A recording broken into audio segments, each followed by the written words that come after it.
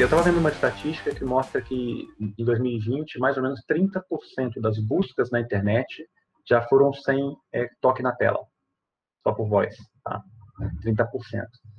Não sei se a realidade é a mesma nas organizações de vocês, como é que vocês veem isso, se vocês estão preparados para essa realidade, porque isso eu imagino que altere os algoritmos, altere as plataformas, altere tudo, né? A gente tem um time que estuda muito essa questão da interação, né, mais automatizada, trazendo esse... E não é um automatizado eu tentando adivinhar o que você precisa, né? Eu entendendo como você está na jornada para poder já te oferecer ou antecipar, e a pandemia trouxe muito isso para a gente, né? Como é que eu antecipo a necessidade do cliente? Então, não é só oferecer o canal por oferecer o canal, né? Para falar que eu saí na frente e, nossa, eu sou uma companhia aérea que tem atendimento por voz, porque a gente sempre teve. Mas como é que isso faz sentido para o cliente, né, dentro da jornada e dentro da necessidade dele ao consumir, né, o meu serviço? Então, a gente tem olhado muito, e isso é um trabalho feito dentro da Gol a muitas mãos, né? Você, né, Fernanda, até comentou sobre a Lorraine, que é a diretora de marketing da Gol. A gente caminha muito junto, né? A estrutura toda do marketing com a estrutura de clientes, com esse olhar de clientes, trazer essa parte da governança, né, para dentro da organização, para a gente garantir que está todo mundo indo para uma mesma direção, trazendo a ótica do cliente para a discussão, além, né, das áreas tradicionais de TI, e aí a gente entra nas nossas áreas mais técnicas e do dia a dia da operação da companhia aérea, porque mesmo, né, até numa operação de aeroporto, a gente tem muita oportunidade de tirar processos que poderiam ser automatizados de N formas, né, e que existem há anos, e que você, né, você como cliente pensa, nossa, por que eu tenho que fazer check-in? Né, check-in não é uma etapa de conferência de documento? Como é que eu antecipo isso no canal que faça mais sentido para aquele tipo de cliente? A gente tem estudos que provam, né, que mostram, né, que ao passar do tempo, a voz cada vez vai vir mais forte, né? As pessoas estão se comunicando, estão usando mais os assistentes, né? Então, nós precisamos estar atentos para o nosso cliente, né? A gente precisa olhar isso, né?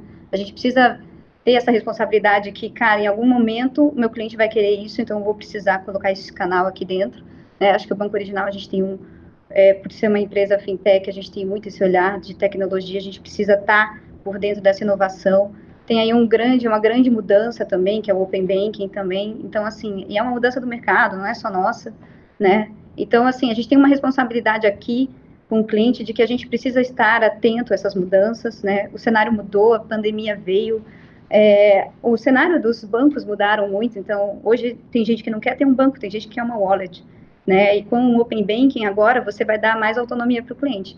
Para mim, o cliente no centro é exatamente essa autonomia, né? Então, assim, a gente está empoderando o cliente, né? O mercado empodera o cliente hoje tem poder de escolha. Antigamente, você tinha 3 bancos para escolher. Hoje, você tem 10, e você pode não ser bancarizado e ter uma wallet. Então, o poder já está com o cliente. Então, é por isso que, às vezes, a gente fica perdido. O poder já está com ele está escolhendo, está podendo escolher. A pergunta é, a gente está sendo bom o suficiente? A gente está escutando ele para que a gente consiga reter esse cliente? Então, acho que essa mudança do mercado está exigindo muito das empresas para que a gente não só tenha um serviço disponível para o cliente, mas que a gente agregue valor para ele. Não existe aqui um segredo de como fazer isso, né? O processo de retroalimentação do cliente, ele tem que ser levado muito a sério. E não existe uma forma de fazer isso que não seja usando tecnologia, então dados, né? Então a tecnologia de ferramentas que existem disponíveis no mercado para você capturar sensações, palavras, frases, tudo isso a gente tem, está à disposição de todo mundo, né? Então a gente tem essas ferramentas. Depois você traz dados, como a Juliana falou, né? Você tem uma série de informações. E você tem que ter um time dedicado a olhar processo e jornada. E é um time que tenha perfil para fazer isso e que acompanhe. Do momento que o cliente começa a ter contato com a tua marca, esse é um trabalho de formiguinha, não tem nenhum segredo e nada que vá substituir o ser humano.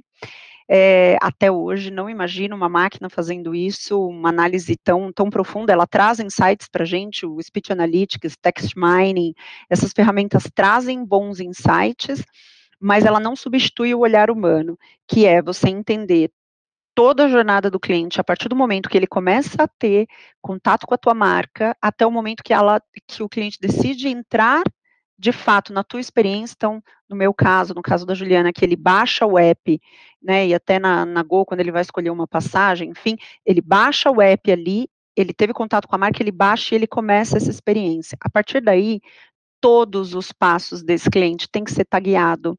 Você tem que acompanhar quanto tempo ele está levando, aonde ele tem maior dificuldade, aonde ele leva maior tempo, aonde a jornada é fluida, e você tem que ir redesenhando isso com base nos dados, nas experiências que você vai extraindo das ferramentas e nos feedbacks, na pesquisa, na pesquisa de satisfação, no NPS, né, no Customer Effort, que a gente tem, Client Effort, que mostra o esforço que o cliente tem que fazer para entrar em contato com a gente ou para resolver um problema.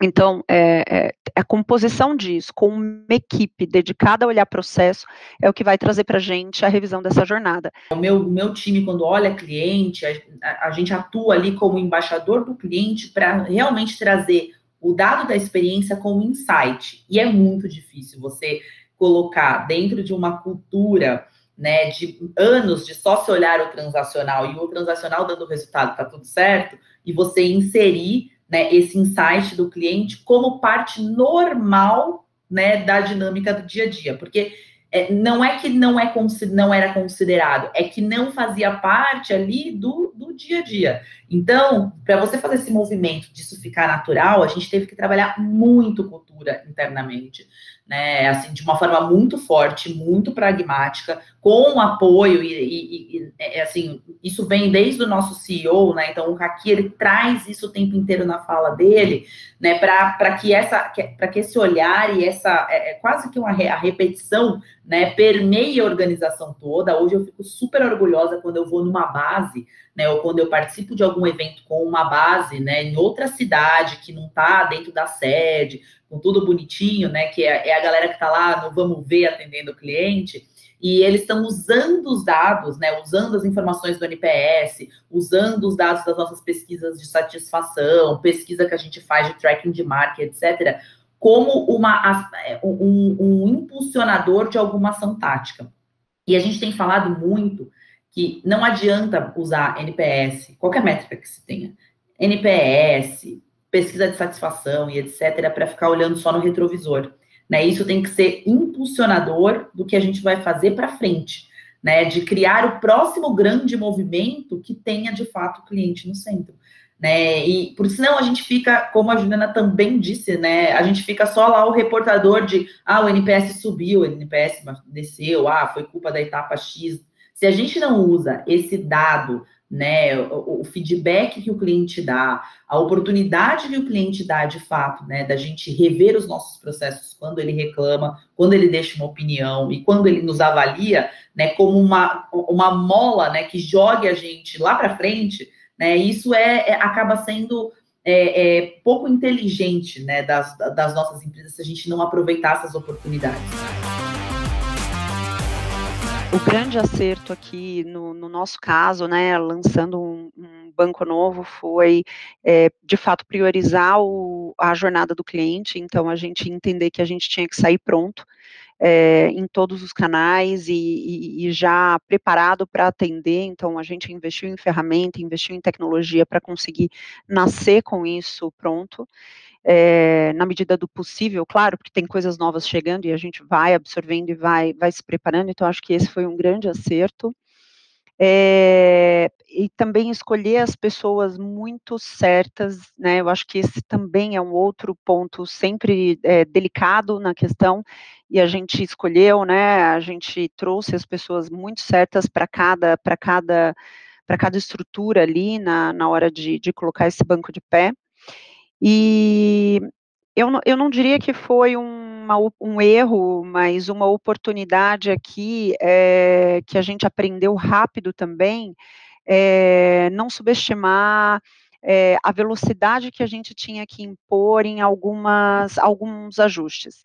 Então, como você falou, né, eu acho que, assim, por mais que talvez a Squad, o grupo, esteja ali trabalhando no lançamento do próximo produto que vai colocar a gente competitivo, por vezes você vai ter que parar aquele time, abrir um paralelo ali e ajustar alguma coisa. A gente tem que estar disposto a falhar rápido, né? Então, tem muitos acertos e muitos erros quando a gente está falando de uma empresa nova, que a gente sai do zero, né?